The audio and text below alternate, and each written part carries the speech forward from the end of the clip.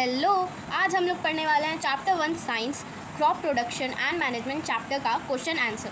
तो ये काफ़ी इजी होने वाला है और इसका लैंग्वेज ऐसा होगा कि आपको बहुत ही ईजिली सारे आंसर समझ में आ जाने वाले हैं। तो चलिए स्टार्ट करते हैं। क्वेश्चन नंबर 1 में हमें दे रखा है, हमें करेक्ट वर्ड को सिलेक्ट करना है। यहाँ पे जो वर्ड्स दे रखे हैं उसमें हमें सिलेक्ट करना है और फिल इन द ब्लैंक्स करना है, ठीक है। तो यहाँ पे क्वेश्चन फर्स्ट का ए में दे रखा है, जो सेम काइंड ऑफ प्लांट होता है जो कल्टीवेट होता है लार्ज स्केल पे एक ही जगह पे, उसको क्या बोलते हैं। तो ये सभी चीज़ें मैंने नोट्स में पढ़ा रखा है। अगर नोट्स वाला वीडियो नहीं देखा है तो उसको प्लीज़ देख लेना। तुम्हारे क्वेश्चन आंसर्स तो ऐसे ही बन जाएंगे, तुम लोग माइंड ही में बना लोगे, ठीक है, क्वेश्चन आंसर्स को। और काफ़ी इजी हो जाने वाला है। एक्सप्लेन बहुत ही मैंने उसमें किया हुआ है, बहुत ही सारे एक्सप्लेनेशन मैंने कर रखा है, साथ में नोट्स भी है, ठीक है। तो चलिए, यहाँ पे पूछ रखा है कि जो एक ही तरीके के प्लांट होते हैं उसको अगर हम लोग कल्टीवेट करते हैं एक ही जगह पे लार्ज स्केल पे, तो उसको क्या बोलते हैं, तो क्रॉप बोलते हैं, ठीक है। तो जो फर्स्ट स्टेप है ग्रोइंग क्रॉप का, ये बी पार्ट का है question. First step of for before growing crop करने से पहले का जो फर्स्ट स्टेप होता है वो क्या होता है, तो प्रिपरेशन ऑफ सॉइल हम लोग सबसे पहले करते हैं, फिर सोइंग करते हैं, उसके बाद करते हैं, ठीक है। तो ये बी का था। तो सी में दे रखा है, जो डैमेज सीड होते हैं dash on the top of water. Damage seed क्या करते हैं, वाटर पर तो मैंने एक सिलेक्शन ऑफ सीड एक्टिविटी था जिसको मैंने नोट्स में डाल रखा है। ये सभी कुछ आपको नोट्स में मिल जाने वाले हैं, ठीक है। तो डैमेज सीड क्या करेंगे, फ्लोट करेंगे टॉप ऑफ दी वाटर पे। क्यों करते हैं, तो जो डैमेज सीड होते हैं वो खोखले होते हैं ना, इसलिए यहाँ पे देखो ये जो सीड्स दिख रहे हैं जो कि फ्लोट कर रहे हैं वाटर पे, और ये जो नीचे हैं जो हैवियर हैं ये क्या है, अच्छे सीड्स हैं। ये अच्छे सीड्स नहीं है, डैमेज सीड्स है, ठीक है। ओके, तो डी में आप देखो, for growing a crop sufficient sunlight and dash from the soil are initial. तो क्रॉप को ग्रो करने के लिए हमें सॉइल में से क्या चाहिए, इनिशियल है जो मतलब ज़रूरी है। तो एक तो सनलाइट हो गया, काफ़ी ज़रूरी होता है ग्रो करने के लिए क्रॉप को। फिर वाटर, जिसको हम लोग इरिगेशन बोलते हैं, ठीक है। जो जब हम लोग एग्रीकल्चर प्रैक्टिस करते हैं ना, तो उसमें हमने इरिगेशन भी पढ़ रखा है, ठीक है। और न्यूट्रिएंट्स जो हमने पढ़ा था उसमें एडिंग मैन्योर एंड फर्टिलाइजर्स में, तो सारा टॉपिक हो रखा है नोट्स में, ठीक है। ओके, क्वेश्चन नंबर 2 देखो, match items in column A with दूस इन कॉलम बी। तो कॉलम ए वाले आइटम्स और कॉलम बी वाले आइटम्स को हमें मैच करना है। तो सबसे पहले हमारा खारिफ क्रॉप दे रखा है। खारिफ क्रॉप क्या होता है, विंटर में जो उगता है, विंटर बोल रही हूँ, रेनी सीज़न में जो क्रॉप्स उगते हैं उसको खारिफ क्रॉप बोलते हैं। अब आप कमेंट करना कि रेनी सीज़न इंडिया में कब से कब तक बोला जाता है, क्योंकि ये सभी चीज़ें मैंने नोट्स में करवा रखा है। तो खारिफ क्रॉप के एग्जांपल्स यहाँ पे बताना है। तो कौन से वाले, पैडी और मेज। इस पे मैंने क्वेश्चन भी बताया था कि पैडी को क्यों ज़्यादा वाटर चाहिए, तो वहाँ पे तुम लोग नोट्स में विजिट करो, तुम्हें सभी चीज़ पता चले जाएंगे। फिर यहाँ पे देख सको, राबी क्रॉप क्या है, वीट, ग्राम, पीस, ये इसके एग्जाम्पल है राबी क्रॉप के। फिर हमारा केमिकल फर्टिलाइज़र है। केमिकल फर्टिलाइज़र भी हमने पढ़ा था, यूरिया, सुपर सल्फेट, NPK, यही सब पढ़ा था, ठीक है। तो यहाँ पे इसमें ये वाला ऑप्शन हो जाएगा बी, ठीक है। फिर ऑर्गेनिक मैन्योर, इसमें क्या हो जाएगा, एनिमल का स्क्रीटा हो गया, काउ डंक हो गया, यूरिन हो गया, प्लांट का वेस्ट हो गया, ये सब क्या हो जाएगा, ऑर्गेनिक मैन्योर हो जाएगा, ठीक है। अभी क्वेश्चन नंबर 3 में देखो, उसमें दे रखा है कि हमें दो एग्जाम्पल्स देने हैं खारिफ और राबी क्रॉप के। तो चलो दो एग्जाम्पल्स इसके देखते हैं। तो यहाँ पे देखो, खारिफ क्रॉप के मैंने एग्जाम्पल्स लिख रखे हैं, पैडी, मेज़। मैंने 2 ही नहीं लिखा है, मैंने ज़्यादा लिख दिया है कि ज़्यादा हेल्प मिल जाएगा। अगर आगे आके 3 लिखो तो कैसे लिखोगे अगर 2 याद किए रहे होगे तो, इसलिए मैंने ज़्यादा एग्जाम्पल्स लिख दिए हैं। तुम लोग अपने कॉपी में चाहो तो 2 ही लिख लो, ठीक है। तो यहाँ पे खारिफ क्रॉप में दे रखा है पैडी, मेज़, कॉटन, ग्राउंडनट एंड सोयाबीन। ये सभी तुमको नोट्स में मिल जाएगा, सभी कुछ क्लियर करवा रखा है। फिर राबी क्रॉप देखो, राबी क्रॉप में है wheat, gram, P, mustard and linseed, ठीक है। तो ये सभी राबी क्रॉप हो जाएंगे, तो इसको जल्दी से लिख लो। ओके, तो देखो क्वेश्चन नंबर 4 में हमें दे रखा है कि हमें एक पैराग्राफ लिखना है अपने वर्ड्स में इन सभी के ऊपर। यहाँ पे ये जो चीज़ें दे रखे हैं इन सभी के ऊपर हमें पैराग्राफ लिखना है अपने वर्ड्स में, ठीक है। तो सबसे पहला जो है वो है प्रिपरेशन ऑफ सॉइल पे एक पैराग्राफ लिखना है, फिर सोइंग पे पैराग्राफ लिखना है, वीडिंग और थ्रेशिंग। तो चलो इन पे पैराग्राफ देखते हैं। देखो ये रहे तुम्हारे पैराग्राफ। सबसे पहला था हमारा प्रिपरेशन ऑफ सॉइल, तो इस पर क्या पैराग्राफ है वो देखते हैं। Preparation of soil is the first step before growing a crop. तो जो प्रिपरेशन ऑफ सॉइल होता है वो फर्स्ट स्टेप होता है ग्रोइंग ऑफ क्रॉप से पहले का जो फर्स्ट स्टेप होता है उसको हम लोग क्या बोलते हैं, प्रिपरेशन ऑफ सॉइल बोलते हैं। It involve turning and loosening of the soil. इसमें क्या होता है, टर्न करते हैं, लूज़ करते हैं सॉइल को, जिसको हम लोग क्या बोलते हैं, टाइलिंग बोलते हैं और फ्लोइंग बोलते हैं। This allow the root to breathe easily, help in the growth of earthworms and micro organism. तो ये क्या करता है, ये रूट को अलाउ करता है ब्रीथ करने के लिए, ईजिली हेल्प करता है ग्रोथ ऑफ माइक्रो ऑर्गेनिजम्स। ये माइक्रो ऑर्गेनिज्म अच्छे वाले होते हैं और अर्थवॉर्म वगैरह अच्छा न्यूट्रिशन वगैरह देते हैं, इसलिए हमें इनको करना ज़रूरी होता है, ठीक है। और फिर देखो बी में क्या दे रखा है, सोइंग दे रखा है। सोइंग क्या है, सोइंग हम जानते हैं कि सीड को डालना सॉइल के अंदर, उसको सोइंग कहते हैं। तो उसको लिखेंगे कैसे, यहाँ पे लिखा हुआ है, ठीक है। The process of putting seed into the soil is called sowing. जो प्रोसेस है जिसमें हम लोग सीड को डालते हैं सॉइल के अंदर, उसको सोइंग बोलते हैं। फर्स्टली जो हेल्दी सीड होता है उसको सिलेक्ट किया जाता है सोइंग से पहले। तो सीड डालने से पहले अच्छे वाले सीड्स को सिलेक्ट करते हैं। किस प्रोसेस से करते हैं ये बताना, ठीक है। ये मैंने तुम्हें बता रखा है, थोड़ी देर पहले ही बताया था। और फिर जो सोइंग होता है वो डन होता है बाय सीड ड्रिल या मैनुअली। तो सीड ड्रिल से हो जाता है या तो मैनुअली हो जाता है, ठीक है। फिर यहाँ पे दे रखा है वीडिंग। वीडिंग क्या होता है, जिसमें हम लोग वीडिंग में जो अनवांटेड प्लांट्स का रिमूवल होता है उसी को हम लोग वीडिंग बोलते हैं। तो देखो इसको कैसे लिखना है, वीडिंग जो है वीड्स जो हैं वो अनवांटेड प्लांट्स होते हैं जो ग्रो हो जाते हैं अलॉन्ग विथ क्रॉप। तो क्रॉप के साथ साथ ग्रो हो जाते हैं। रिमूवल ऑफ वीड क्या बोलते हैं, रिमूवल ऑफ वीड को वीडिंग बोलते हैं। ये डन होता है मैनुअली, इंसान के द्वारा, बाय खुरपी। खुरपी इज़ अ टूल जिससे कि ये काम होता है, ठीक है। या तो स्प्रे करते हैं वीडीसाइड्स। तो वीडीसाइड क्या होता है, केमिकल होता है जिससे वीड्स को हटाया जाता है, ठीक है। ओके, तो हमारा डी में क्या है दे रखा, थ्रेशिंग। थ्रेशिंग क्या होता है, जो process of separating grain from the chef is called threshing. तो जो ग्रेन होता है ना, उस पर जो छिलके लगे होते हैं, छिलके को हम लोग बोलते हैं शेफ, ठीक है। उस प्रोसेस को जिसमें हम लोग सेपरेट करते हैं ग्रेन से शेफ को, उसी को थ्रेशिंग बोलते हैं। ये डन होता है with the help of a machine called thresher. तो थ्रेशर मशीन है जिससे ये चीज़ होता है, ठीक है। तो तुम लोग इसको लिख लो, लिख लिया होगा यहाँ तक, होपफुली पॉज करके लिख लिया होगा। क्वेश्चन नंबर 4 तक हो गया है, तो चलो देखते हैं क्वेश्चन नंबर 5।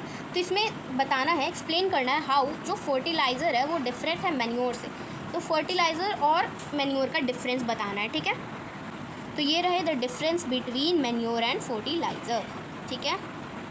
तो फर्टिलाइज़र और मैन्योर है, ठीक है। चलो देखते हैं। ये एक मैनमेड ऑर्गेनिक सॉल्ट होता है, क्या, फर्टिलाइज़र एक मैनमेड ऑर्गेनिक सॉल्ट होता है। और मैन्योर क्या होता है, it is a natural substance जो कि ऑब्टेन होता है डिकम्पोजिशन ऑफ कैटल डंग से, और प्लांट का जो रेड्यूस होता है, प्लांट का वेस्ट होता है, उससे मैन्योर मिलता है हमें, ठीक है। और जो फर्टिलाइज़र्स है वो कहाँ पे प्रिपेयर की जाती है, फैक्ट्रीज़ में की जाती है उनको प्रिपेयर। और जो मैन्योर है उसको कहाँ पे प्रिपेयर किया जाता है, फील्ड में, ठीक है।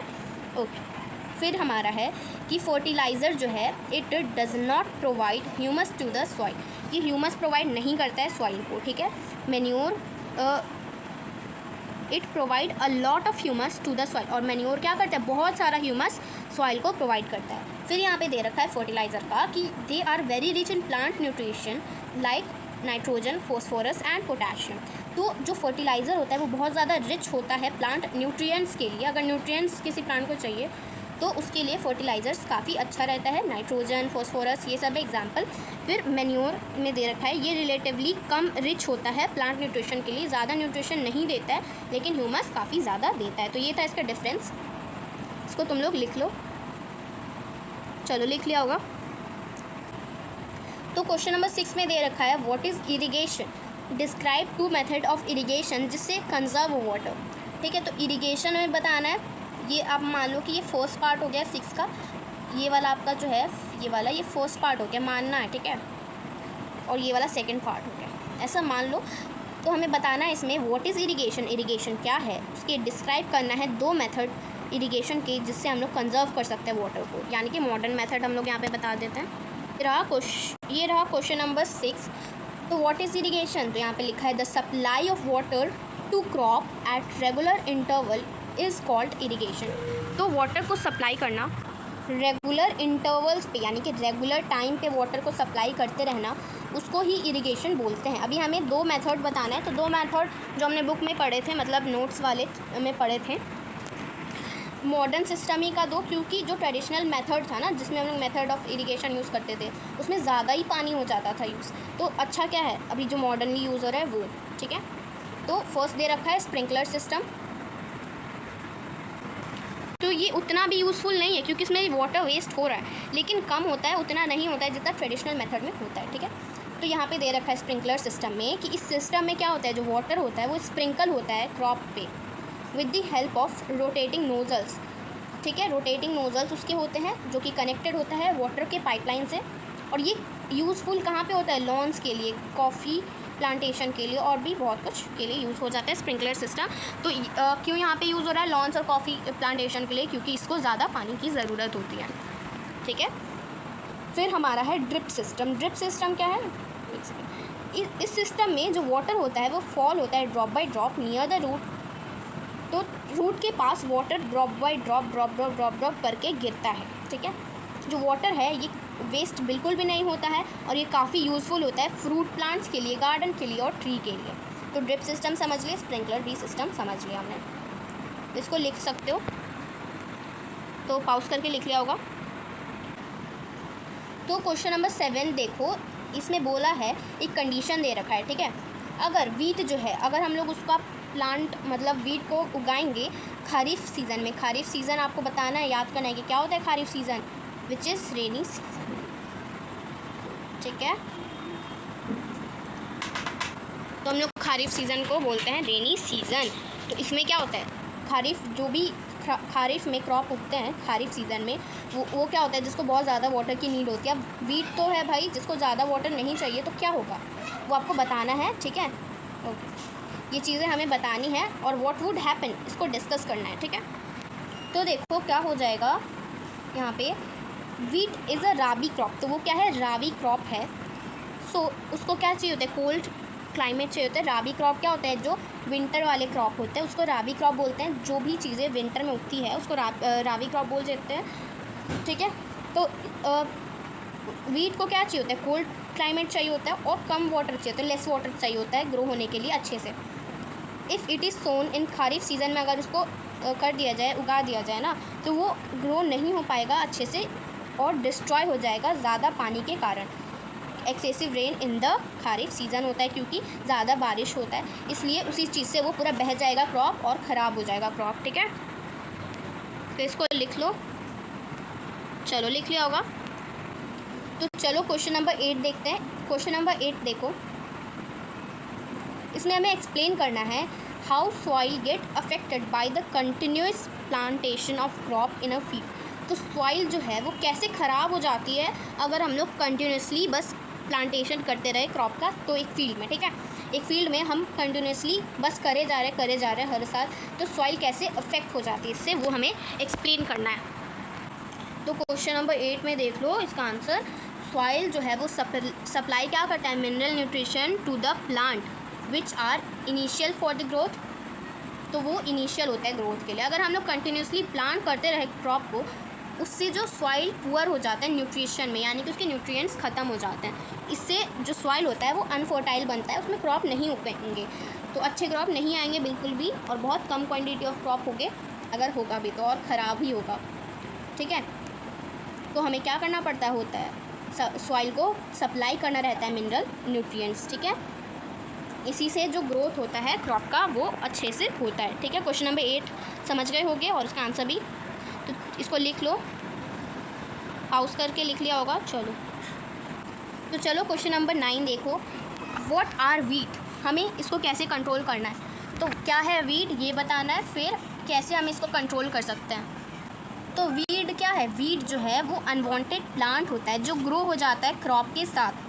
रिमूवल ऑफ वीड को हम लोग क्या बोलते हैं, वीडिंग बोलते हैं। ये डन होता है मैनुअली बाय खुरपी, इंसान के द्वारा खुरपी, ऑर्नामेंट से, मतलब सॉरी ऑर्नामेंट्स बोल रही हूँ, टूल से, और बाय स्प्रेइंग वीडीसाइड। या तो एक केमिकल वीडीसाइड स्प्रेड करके ख़त्म हो जाता है, या तो खुरपी से निकाल देता है, ठीक है। तो ऐसे वीड को कंट्रोल किया जा सकता है। वीड समझ गए क्या होता है। तो चलो क्वेश्चन नंबर 10 में चलते हैं, which is the last question. Okay, अभी हमें ये जो बॉक्सेस दे रखे हैं उनको प्रॉपर ऑर्डर में करना है, ठीक है, to make a flow chart बनाने के लिए ऑफ शुगर केन प्रोडक्शन का, ठीक है। तो चलो देखते हैं। तो इसमें हमें बस यही बताना है कि पहले कौन सा स्टेप होगा और फिर कौन सा स्टेप होगा, ठीक है। तो शुगर केन का प्रोडक्शन हो रहा है, यहाँ पे देखो क्या क्या चीज़ें दे रखी हैं। Sending crop to sugar factory, irrigation, harvesting, sowing, preparation of soil, ploughing the field और मैन्यूरिंग। तो इसको हमें सारे को अरेंज करना है सही सही। देखो कैसे करते हैं। तो यहाँ पे देखो हमने इन बॉक्सेस को क्या कर दिया है, प्रॉपर ऑर्डर में अरेंज कर दिया है। तो सबसे पहले हम लोग क्या करते हैं, प्रिपरेशन करते हैं ना सॉइल को प्रिपेयर करते हैं अच्छे से। फिर हम लोग क्या करेंगे, प्लॉइंग टू द फील्ड, तो हम लोग प्लॉ करते हैं फील्ड को, ठीक है। फिर क्या करते हैं, सीड को डालते हैं सॉइल में। फिर क्या करते हैं, मैन्योर डालते हैं, ठीक है। इसमें फर्टिलाइज़र का बात नहीं था, तो फर्टिलाइज़र नहीं था, ओके। तो फिर है इरिगेशन मैन्योरिंग के बाद इरिगेशन करते हैं। फिर क्या करते हैं, लास्टली हार्वेस्ट कर देते हैं, ठीक है। चलो यही था क्वेश्चन नंबर 10। तो क्वेश्चन सारे ख़त्म हो गए हैं, हमने क्वेश्चन नंबर 10 तक कर लिया। जो 11 है वो इतना इंपॉर्टेंट होता नहीं एग्ज़ाम पॉइंट ऑफ व्यू से, तो इतने ही क्वेश्चंस जो थे ना इंपॉर्टेंट थे। तो एग्ज़ाम पॉइंट ऑफ व्यू से जो क्वेश्चन इंपॉर्टेंट है हमने सारे क्वेश्चंस कर लिए हैं, बस एक क्वेश्चन हमने छोड़ दिया है क्योंकि वो आपके लिए, वो एक एक्टिविटी है जो आपको खुद करना चाहिए, तो ये आप खुद कर लेना, ठीक है। कैसा लगा वीडियो बताना ज़रूर। तो चलो बाय।